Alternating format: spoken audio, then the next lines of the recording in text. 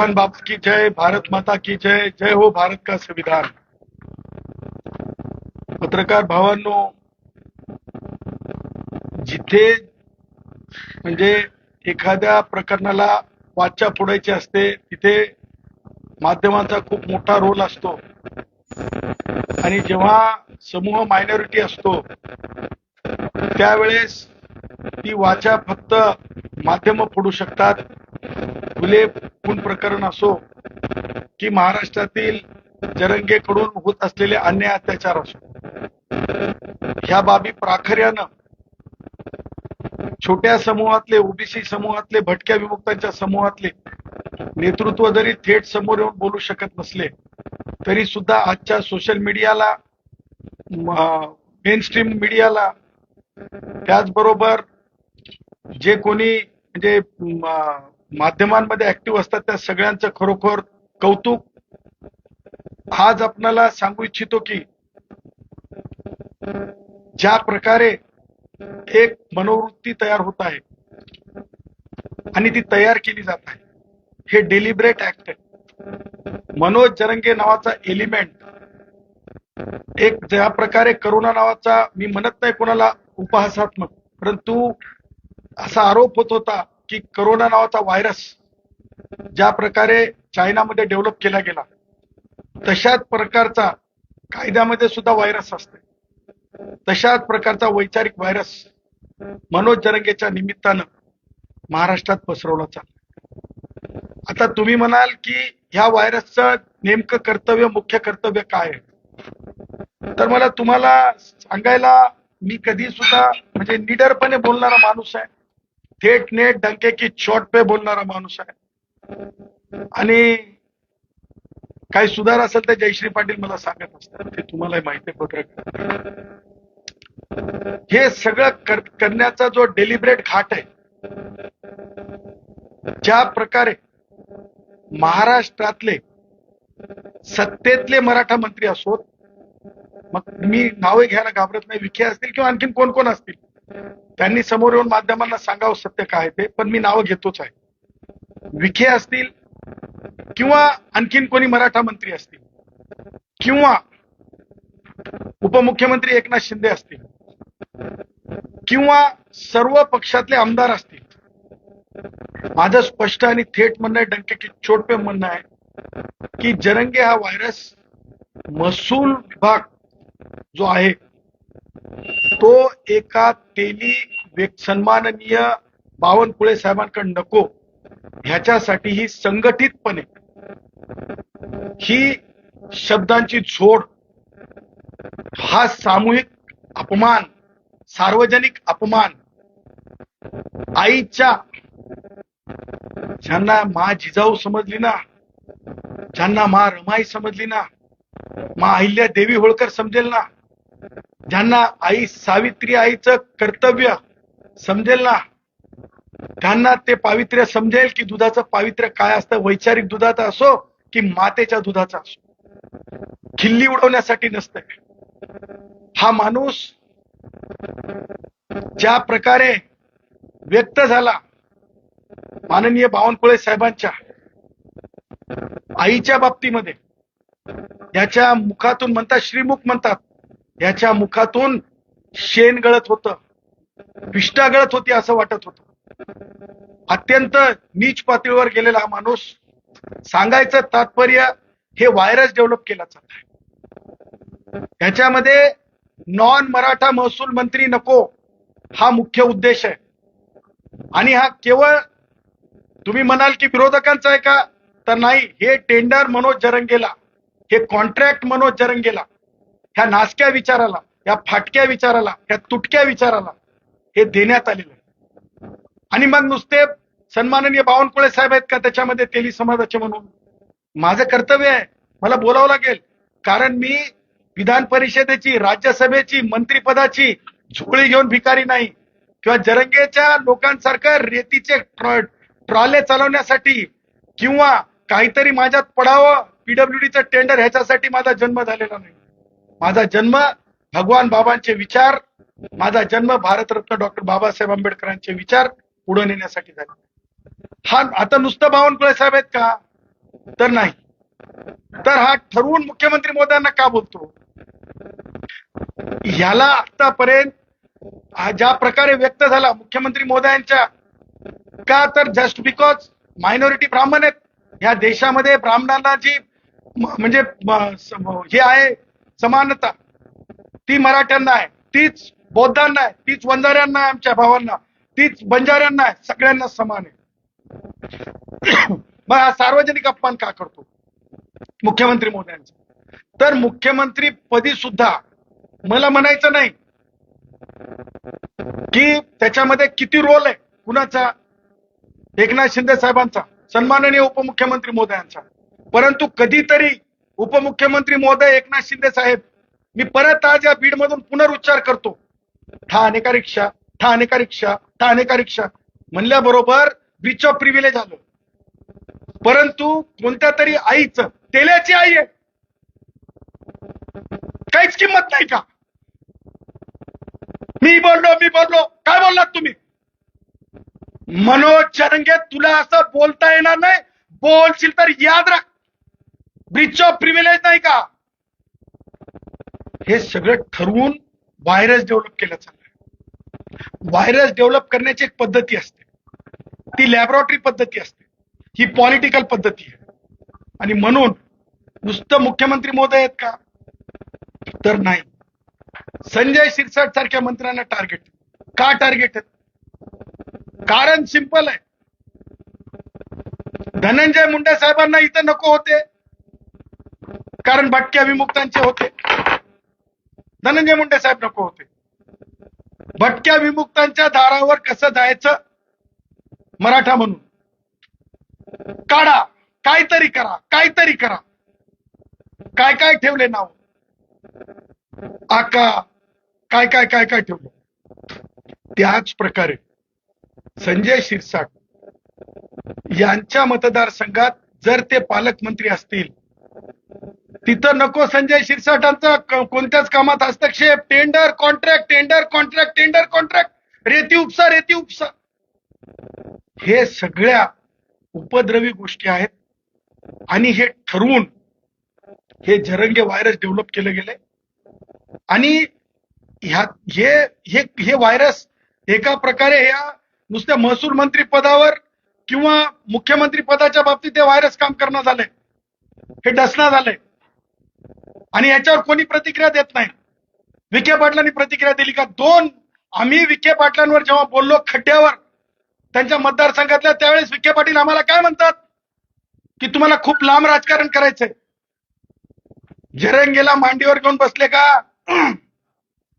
एवढं बाष्कळ बोलल्याच्या नंतर, एवढं घाणेरडं बोलल्याच्या नंतर अरे म्हणतात, अरे तुझ्या काय डोक्यात शेण गेलंय का म्हणतात, तुझ्या डोळ्यात तुझ्या अरे काय माती पडली काय म्हणतात. आमच्या गुराखी साहित्यामध्ये बोलले का विखे पाटील? आम्हाला जशी समज देतात, आम्हाला जशी सूचना करतात, समज काय देतात ते सूचना करतात, तसं जरंगेला बोलले का कडक भाषेत? नाही नाही तसं बोलू नये, नाही नाही तसं बोलू नये. अरे तुम्ही माध्यमांकडे बघताना सुद्धा जरंगेला वाईट वाटेल म्हणून नाही नाही तसं बोलू नये. मी तुम्हाला सांगतो, आजच्या नंतर जे जरंगेला मंत्री मराठा समाजाचा म्हणून डोक्यावर घेत असेल आणि ते व्हायरस डेव्हलप करत असेल, आम्ही ठरवलंय जरंगेनं जर 52 कुळ्या म्हणून जर अपमान केला तर एकनाथ शिंदे म्हणून मी अपमान करेल. ह्याच्यानंतर जरंगेनं जर 52 कुळ्या म्हणला तर एकनाथ्या म्हणून अपमान करेल. या बीडच्या मायभूमीतून सांगत आहे, भगवान बाबाच्या पवित्र विचाराला साक्ष देऊन सांगत आहे, कारण हे व्हायरस किल करण्याची दवा आहे. वॅक्सिनेशन तयार करत आहे मी. मला समजलंय जशा तसं उत्तर दिलं तरच वॅक्सिन आहे या व्हायरसचं. ह्याच्या नंतर 52 कुळ्या जेवढ्या वेळेस ते म्हणाल तेवढ्या वेळेस मी एकनाथ्या म्हणाल, तेवढ्या वेळेस मी एकनाथ्या म्हणाल. कारण हे तुम्ही तयार केले, तुमची जिम्मेदारी आहे याला मॅन करायची, याचा माज उतरायची. ह्याला शेंबूड पुसता येत नाही, छटाक आहे. आणि रिकाट कसा करू शकताय? एक छटाक. उदय सामंत आमचे ब्राह्मणाचे, आम्हाला काही म्हणायचं नाही जातीवर, पण कडक बोलले का? कडक बोलले का? कडक बोलले का? हे सगळं काही ठराविक ठरून आहे. आणि म्हणून हे झालं राजकारणामध्ये. त्याच प्रकारे गावोगाव जी जुनी व्यवस्था होती, म्हणजे जुनी ज्या प्रकारे व्यवस्था होती की एक जर तेली असेल तर त्याला त्रास व्हावा, एक जर माळ्याचं घर असेल तर त्याला त्रास व्हावा, एक जर लोहाराचं घर असेल तर त्याला त्रास द्यायचा, एक जर आपलं सुतार भावाचं घर असेल तर त्याला त्रास द्यायचा, दोन जर वडराचे घर असतील भावाचे तर त्यांना त्रास द्यायचे, कैकाड्याचे घर असतील तर त्यांना त्रास द्यायचे. ही एक ठरवून असलेली भूमिका. पुन्हा एकदा ती व्यवस्था, आम्ही मसल पॉवर आहेत. हे कसला पाटील रे तू? कोणत्या संविधानामध्ये मला वाचायला मिळालं नाही. गावाचा पोलीस पाटील आता बौद्ध समाजाचा असतंय. जरंगे, जरंग्या, मन्या मन्या. हे मी रेटून सांगत आहे, कारण हे कांटाळ्या जोपर्यंत उघडत नाहीत ना तोपर्यंत समजत नसतंय. आणि म्हणून ही गावची नव्यानं जी व्यवस्था जिवंत करण्याचं जे धाडस आहे, तुम्हाला सांगतो सुप्रिया ताई सुद्धा त्याचा पार्ट बनल्या. माझा घुले ज्या वेळेस हत्या होते माझ्या घुलेची, सुप्रिया ताई तुम्ही संसद रत्न आहेत, मी गुणरत्न आहे. तुम्ही संसद रत्न आहेत, मी गुणरत्न आहे. गुणरत्नाला कळालं की वंजाऱ्याच्या भावाच्या घरी जायचं असतंय, त्या आईला बोलायचं असतंय, तिच्या त्या गोळा जो मारल्या गेला त्या गोळ्यावर काहीतरी तिला भावना द्यायच्या असतात. तिला तिच्यामध्ये तू काळजी करू नको आई, तुझ्या मुलाला न्याय मिळेल एवढं म्हणण्याचं धारिष्ट नव्हतं. एवढा खासदारात का ताई? सॉरी, आमच्या याच्यामध्ये गुराखी साहित्यामध्ये पुळका काय कामाचा? एवढा राजकीय पुळका, एका गेलेल्या बाळापेक्षा जास्त राजकीय पुळका काय करायचा होता ताई? आणि म्हणून ही व्यवस्था, हे जे खासदार, काय नाव त्याचं, असे खासदार उजदार आमदार मी नाव ध्यानात ठेवत नाही. बजरंग कोण आहे ते मला असले आमदार मी माहित नसतात, कारण मी लय कमी बोलतो, लय थेट बोलणारा माणूस आहे. तुम्हाला सांगतो ही व्यवस्था उभी, पुन्हा एकदा ही व्यवस्था, संकटमय व्यवस्था उभी करायची गावगाड्यामध्ये.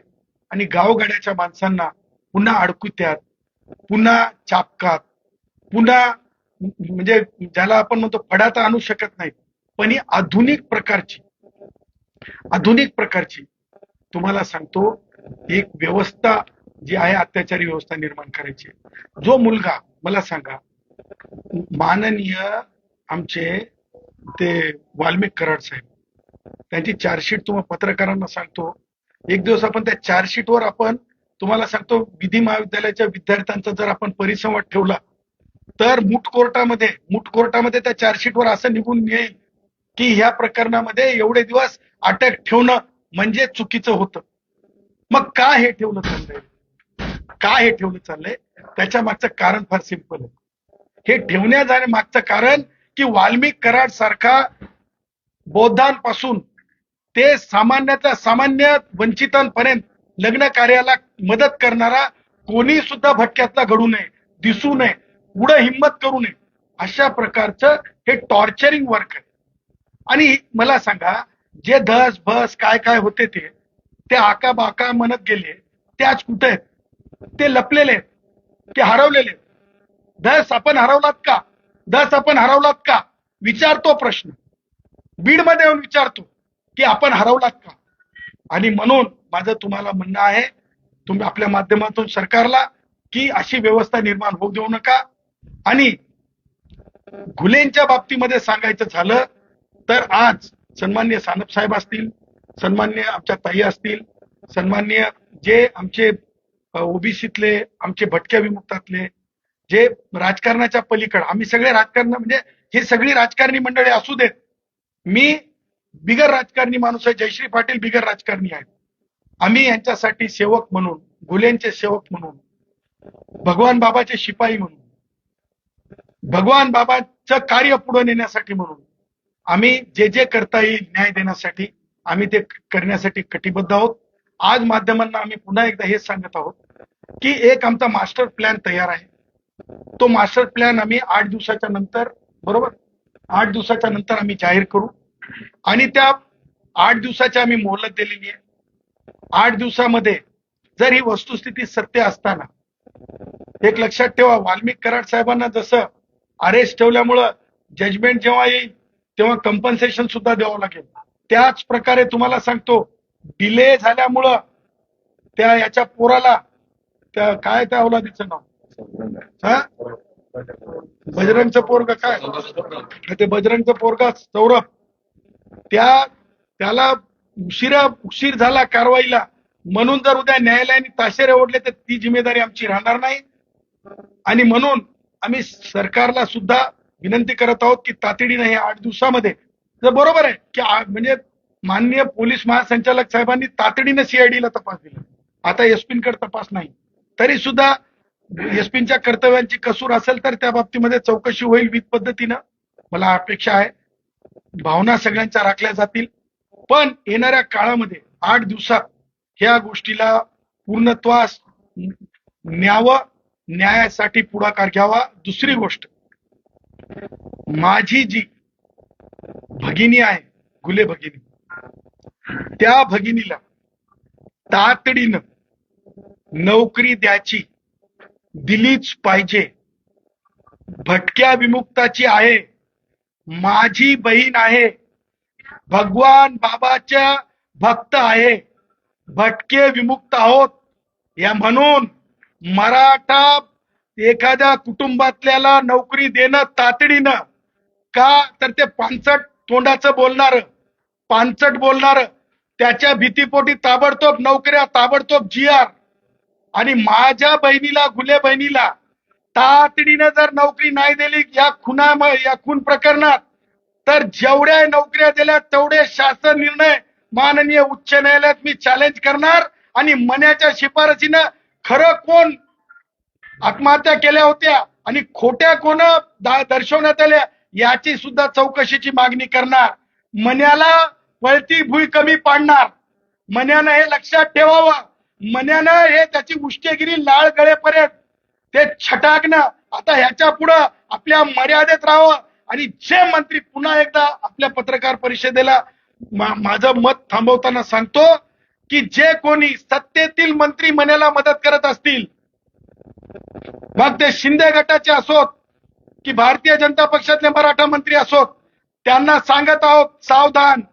किंवा विरोधी उद्धव ठाकरे गटातले आमदार असतील, खासदार असतील, किंवा शरद पवार गटातले असतील, किंवा अजितदादाच्या गटातले जे कोणी असतील, जर मन्यानं एकाही ओबीसी भटक्या विमुक्ताला जर अपशब्द काढले तर मन्याला जे जे भेटतात, मग मी तुम्हाला उदाहरणार्थ एकनाथ शिंदे साहेबांचं उदाहरण दिलं, मला त्यांचा अपमान करायचा पण उदाहरण दिलं, त्याच प्रकारचं वक्तव्य आम्ही करत राहू.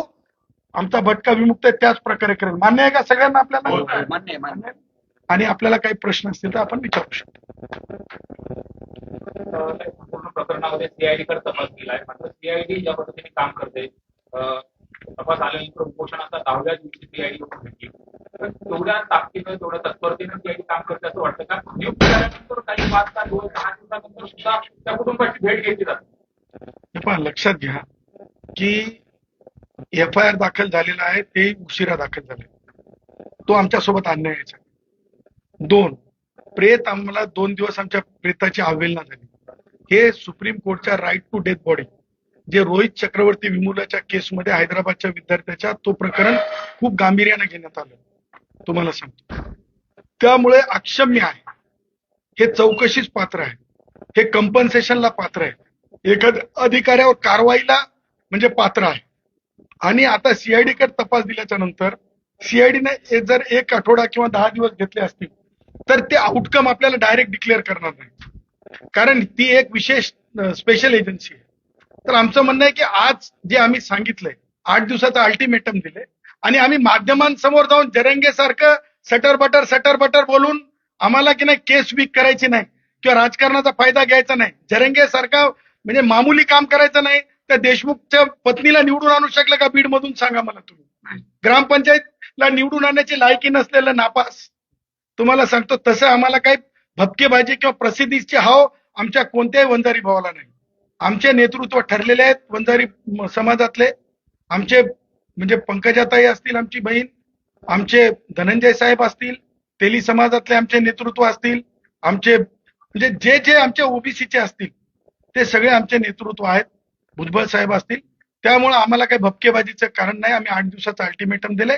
सीआयडीचं रिपोर्ट आम्ही 8 दिवसामध्ये बघू. अल्टिमेटम मध्ये झालं नाही, आमचा मास्टर प्लॅन तयार आहे. कोर्टात काय होईल, लिगल म्युझिक काय चालू होईल, किंवा मी आज नाही डिक्लेअर करणार की आमचा मास्टर प्लॅन काय.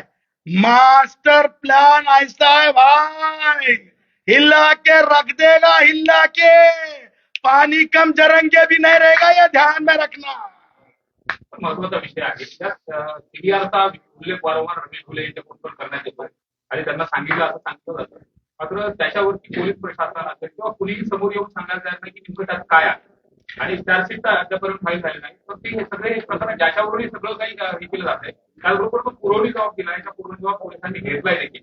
त्याच्या पुरवणी जबाब घेतल्यानंतर त्या प्रकरणाच्या चौकशी तपास या ज्या कायदेशीर प्रक्रिया होणं आवश्यक आहे.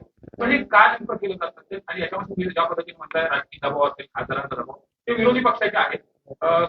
तुम्ही जसं देवेंद्र फडणवीस मुख्यमंत्री म्हणताय, त्यांच्याकडे वारंवार तुम्ही भेटता देखील. तर मग एकीकडे विरोधी पक्षाच्या खासदाराला अशा कुठल्या बळ आहे की ज्या सत्ताधाऱ्यांचं बळ भेटत पक्षाचं बळ भेटत. हे प्रॉब्लेम आहे. हे खूप मोठा महाराष्ट्रातला खोडा आहे. काय होतंय की जरंगे सारखा नूडल, ज्याला म्हणतो की नाही, आता मला शब्द चुकीचा वापरायचा ना, हमारे बंबई के भाषा में भाई हमको किसको अपमानित नहीं करना, डल्ला डल्ला बंबई के भाषा में यार छोड़ना यार पत्रकार साहेब, यार बोलने लगा था मैं तो यार वो गुड़ाखी की भाषा भी बोलता हूँ, बंबई वाली भाषा बोलता हूँ, डल्ला डल्ला. हे क्या होता है ना, हे असं आहे ना की हे सगळे सर्व पक्षीय कनेक्शन तिथं आणलेले असतात. सर्व पक्षीय कनेक्शन आणलेले आहेत तिथं, आणि एक डेटा सेंटर तयार केलेलं आहे तिथं. म्हणजे अकाउंट मधून पैसे गेले की त्या डेटा सेंटरला जाऊन माहित होतंय की हे पैसे खर्च केले, शॉपिंग केली. तसे म्हण्या हे उष्ट तिथं उभं केलंय. आणि तुम्हाला सांगतो, हे उभं करून ही सगळी प्रेशर पॉलिटिक्सच्या आधारे ही सगळी डिलेड जस्टिस, डिनाईड जस्टिस आहे. त्यामुळं मला असं वाटतं की म्हणजे आम्ही फार बेफिकर आहोत असं नाही, हम फिकर के साथ है. आणि नक्की घुले प्रकरणामध्ये तुम्हाला सांगतो, कुटुंब जर स्ट्रॉंग राहिलं, ही सगळी मंडळी जर स्ट्रॉंग राहिली, तर तुम्हाला सांगतो देशमुख कुटुंबाला न्याय मिळण्याच्या आधी आम्ही घुले प्रकरणामध्ये फाशी देण्यापर्यंत आम्ही आमची भूमिका स्पष्ट ठेवू, कोर्टाकडे ठेवू, स्वच्छ ठेवू, कायदेशीर ठेवू. त्या जरंगेसारख्या उष्टे भाषेत ठेवणार नाही. आता बजरंग सोनवणे यांनी असं म्हटलंय की माझा मुलगा जर पुरुष असेल किंवा त्यामध्ये काही सहभाग असेल तर मी स्वतः त्याला पोलीस स्टेशनला असतो, परंतु या प्रकरणात राजकारण पोलीस हो. बजरंग, ए बाबा बजरंग, मेरे को लगता है ते काय राज्यशास्त्र काय शिक्षण झालंय त्यांचं, काय ग्रॅज्युएट वगैरे झालेत का? जर आर्ट्स मध्ये झाले असतील तर राज्यशास्त्र वाचलं असेल, समाजशास्त्र वाचलं असेल. अहो स्वतः डिक्लेरेशन द्यायचं नसतंय, तो मी नवे म्हणायसाठी स्वतःच कॅरेक्टर सर्टिफिकेट लिहिलं जात नसतंय. आणि कोणता आरोपी म्हणताय मी केलंय म्हणून?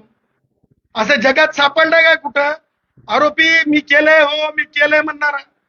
आरोपीला खाक्या दाखवावं लागतंय, आरोपीला कोर्टात न्यावं लागतंय, आरोपीची आयडेंटिटी घेऊ नये म्हणून काळी टोपी घालून न्यावं लागतंय, आरोपीला कायद्याचा बडगा सांगावं लागतंय, आरोपीला नेऊन बसवावं लागतंय, तेव्हा आरोपी बोलत असते बजरंग. मी तेव्हा म्हणलं माझी बहीण काय पोलीस हवालदार नाही, सुप्रियाताई, आणि बजरंग सुद्धा पोलीस शिपाई झालेला मला माहित नाही, क्लीन चिट द्यायला त्या प्रकरणामध्ये तपास अधिकारी आहे का? असं झालंय काय? बाप तपास करीत असते, बाप क्लीन चिट देते. बापाचं प्रेम समजू शकतो, पण बापाची औलाद जर या सगळ्या मर्डर मध्ये असेल तर ती कशी सुटल? त्याच्यामुळं चौकशी तेवढंच आहे ना, तर बापानं सांगाव घेऊन जा पोलिसाला म्हणून. नेऊन सोडायची काय गरज आहे? एवढं अनवाळ आहे का? एवढं लल्लू लल्लू आहे का? एकीकडे आज फुले कुटुंबाच्या न्यायासाठी आपण रस्त्यावर उतरला, तर दुसरीकडे राष्ट्रवादीच्या ज्या नेत्या खासदार सुप्रिया सुळे यांनी राष्ट्रवादी शरद पवार गट जो आहे तो बजरंग बाप्पाच्या पाठीशी ठामपणे उभा आहे असं होतं. राष्ट्रवादी काँग्रेसचे वयोवृद्ध पुढारी शरद पवार असतील किंवा आमच्या संसद रत्न सुप्रियाताई असतील, ह्या प्रकरणामध्ये त्या म्हणजे त्यांची भूमिका स्पष्ट उघडी पडलेली की त्या म्हणजे राजकारणामध्ये ज्या समानतेनं वागायला पाहिजे, जे न्याय द्यायला पाहिजे ते नाहीत, त्या पक्षपाती आहेत, त्या जाती अंध असल्यासारखं त्यांचं ते वक्तव्य आहे. एक्स्ट्रा ज्याला म्हणतो आपण आपलं इन्व्हेस्टिगेटिव्ह आहे, एक्स्ट्रा इन्व्हेस्टिगेटिव्ह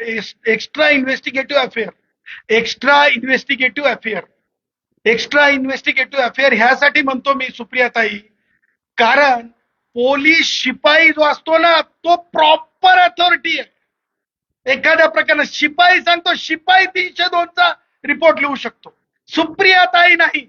सुप्रियाताई तुम्ही कॅरेक्टर सर्टिफिकेट देण्यासाठी, क्लीन चिट देण्यासाठी ज्युडिशियल मॅजिस्ट्रेट सुद्धा नाहीत सन्माननीय, ना तर तुम्ही पोलीस शिपाई नाहीत ना. असाल तर सांगा, मग आम्हाला कळू द्या की सुप्रियाताई, माझी सुप्रियाताई संसद रत्नताई गुणरत्नची बहीण, त्या संसद रत्न मी गुणरत्न, त्यांनी सांगून टाकावं की मी मॅजिस्ट्रेटच्या पॉवर मध्ये आहे आणि मी हे आहे, काय म्हणतात ते, पोलीस शिपाई म्हणून तपास माझ्याकडे. सध्यासाठी बीड जिल्ह्यामध्ये मराठा विरुद्ध बंजारा असा वाद करून राजकीय पोळी भाजण्याचा प्रयत्न नाही ना. बघा, आमचा वंजारी भाऊ असेल, आमचा ओबीसी भाऊ असेल, आमचा म्हणजे गावगड्यातला कोणी असो, तुम्हाला सांगतो, घिसडी भावापासून ते लोहार भावापर्यंत, बौद्ध भावापासून आदिवासी भावापर्यंत सगळे मायनॉरिटी मध्ये आहेत.